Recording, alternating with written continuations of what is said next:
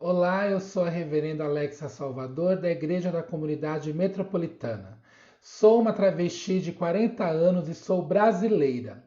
A fé é um elemento importante na vida dos seres humanos. Desde todo o sempre, a humanidade sempre buscou acessar o sagrado, o divino, o místico.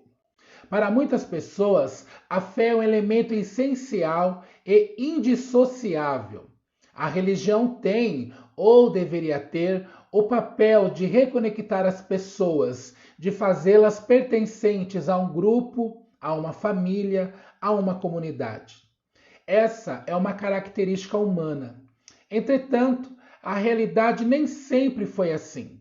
Ser a primeira travesti reverenda no Brasil mostrou ainda mais para mim como o fundamentalismo religioso na América Latina tem crescido a cada dia.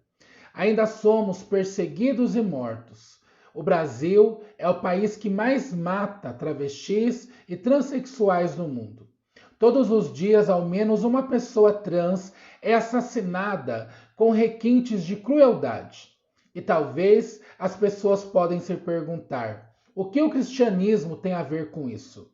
Eu respondo: uma leitura bíblica feita de maneira literal e descontextualizada gera estruturas colonizadoras e dominantes. O Brasil, que é o maior país cristão do mundo, é um exemplo de como o fundamentalismo religioso pode perpetuar sistemas de opressão e morte.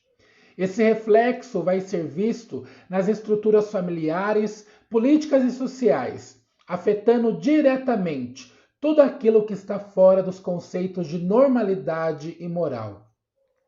Historicamente, o cristianismo nunca foi um lugar seguro para a nossa comunidade. Ser uma travesti clériga implica em despertar os ódios dos doutores da lei, dos fariseus, dos vendilhões do templo. Para nós, pessoas LGBTQIA+, essa violência vai começar dentro de casa, na família, lugar este que deveria ser o lugar mais seguro para o nosso desenvolvimento. De todas as letras da sigla LGBTQIA+, as travestis, homens e mulheres trans são as mais vulneráveis. Na maioria das vezes, somos expulsas de casa ainda na adolescência, sendo levadas à prostituição de maneira compulsória. Essa realidade de dor e de morte poderia ser bem diferente se a religião compreendesse gênero e fé como algo inerente à condição humana.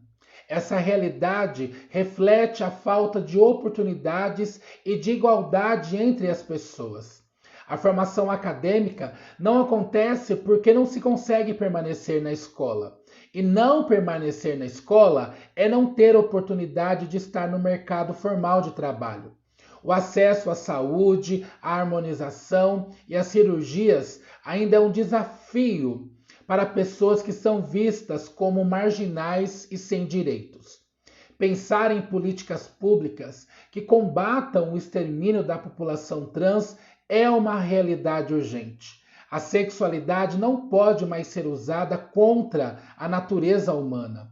Não podemos mais achar normal discursos de ódio vindo de lideranças religiosas, perpetuando de geração em geração um estereótipo de não pessoa, de não gente.